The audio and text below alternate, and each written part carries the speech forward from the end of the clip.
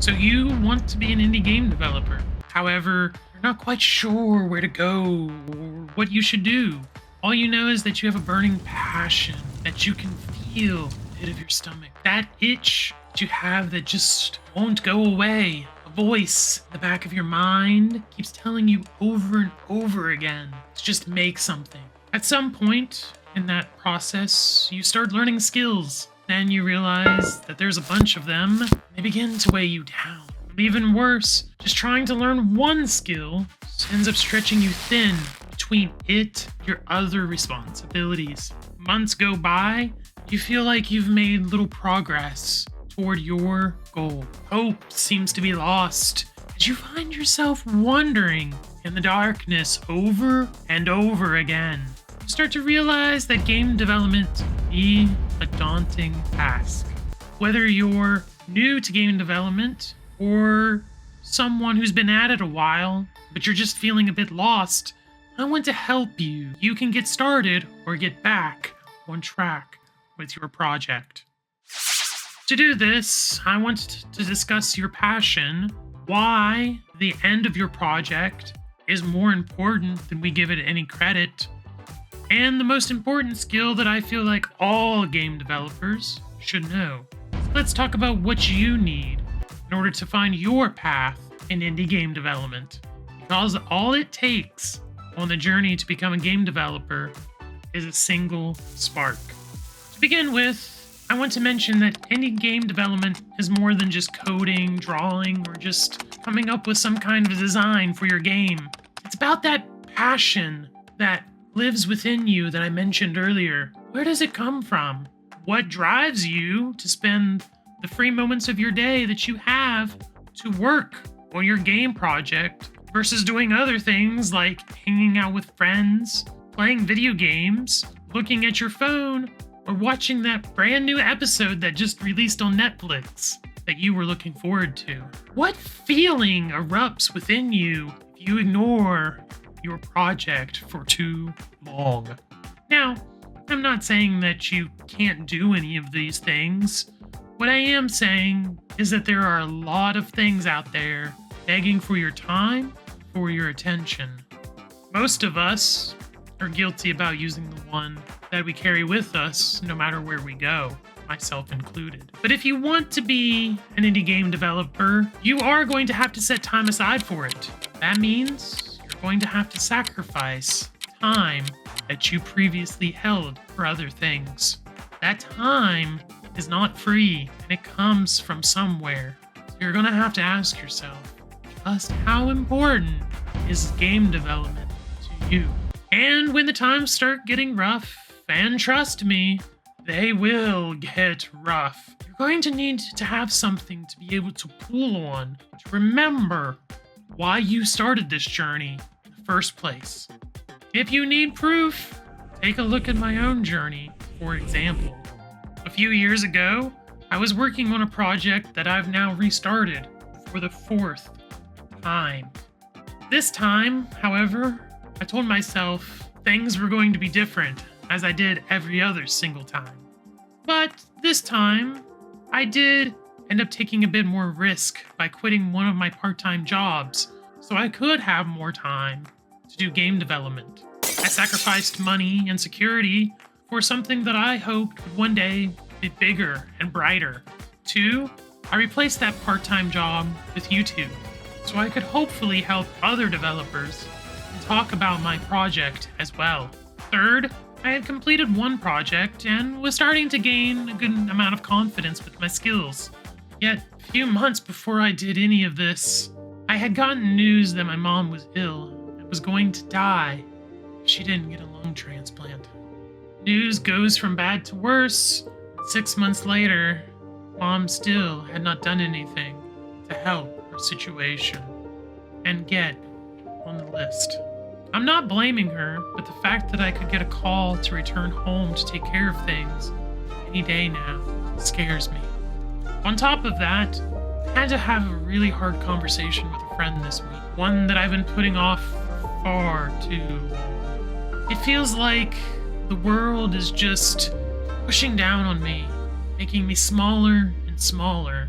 I struggled a lot, even just trying to type up this script and to make this YouTube video something that I could be proud of.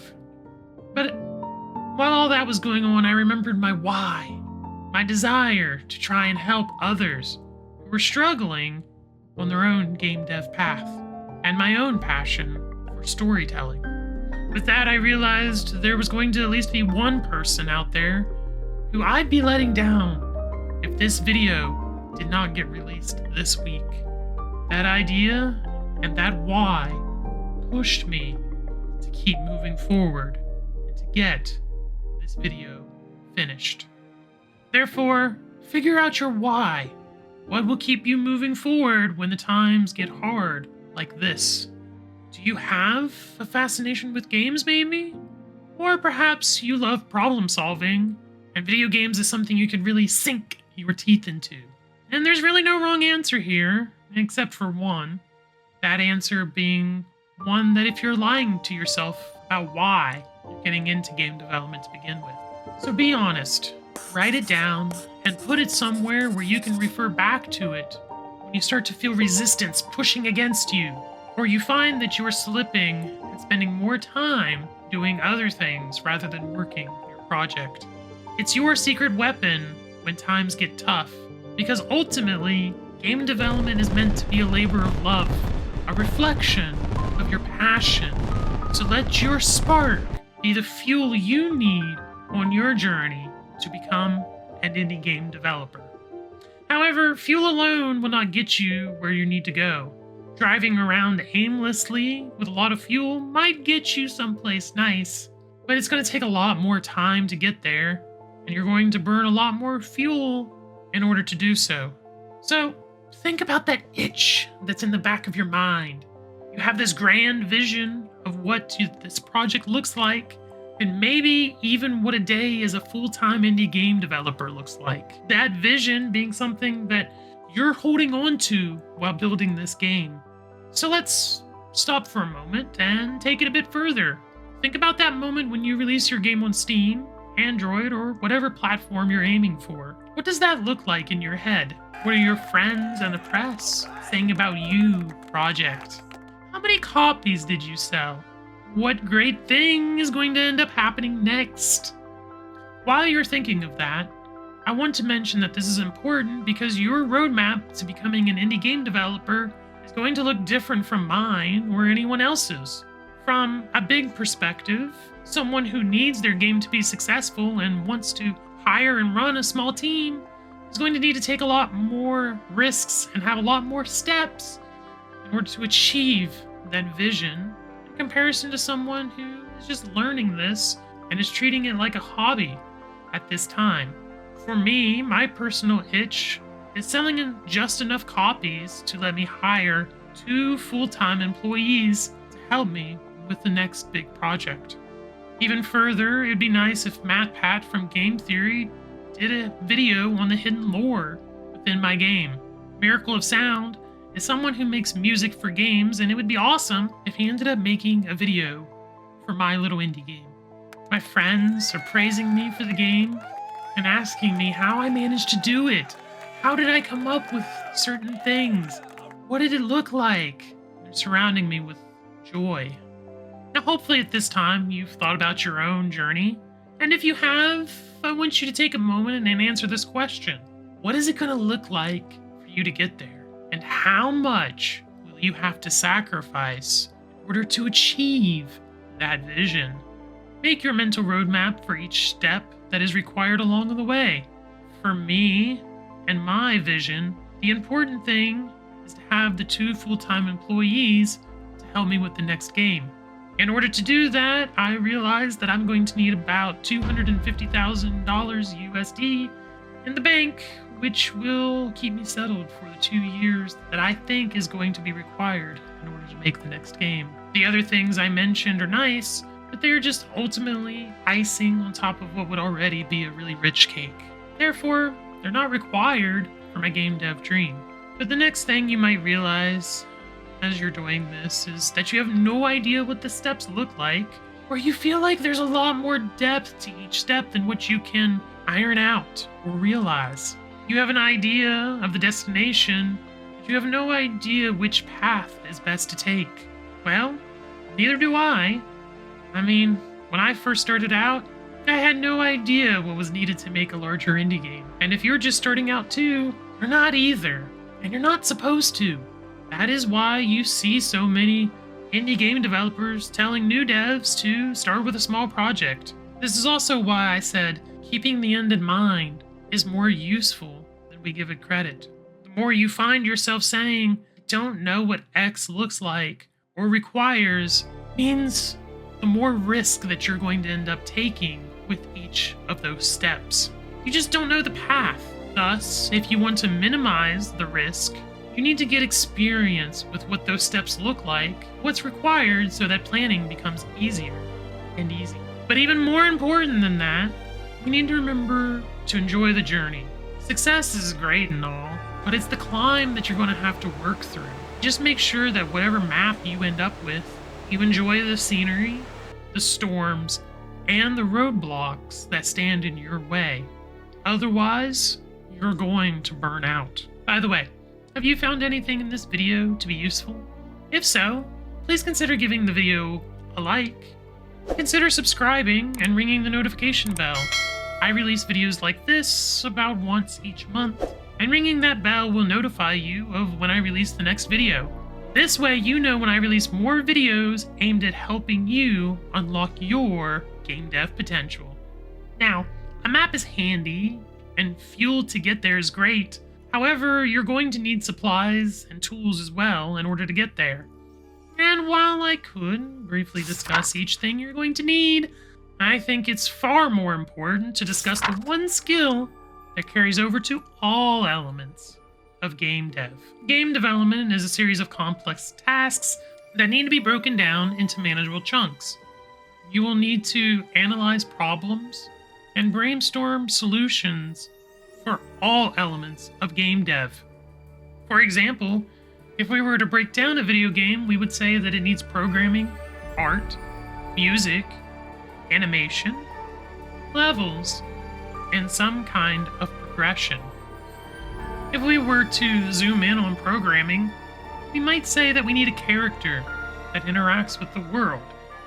Taking it a step further, we would say that that's going to involve some kind of movement. And if we were to break that down even further, the character movement means it needs to run. We can then take that idea of running and break it down again and say that it's going to include some kind of speed mechanic, which means that we're also going to need acceleration and some kind of stop power. The same could be said if we were to look at art. Any piece of artwork is about taking a complex object and breaking it down to its smaller parts. For example, most artists I know will draw things using simple shapes at first. From there, they will refine it and follow a series of steps until the process looks finished and they're satisfied with the end result. Therefore, think of critical thinking like directions your phone might give you if you were wanting to go to somewhere new.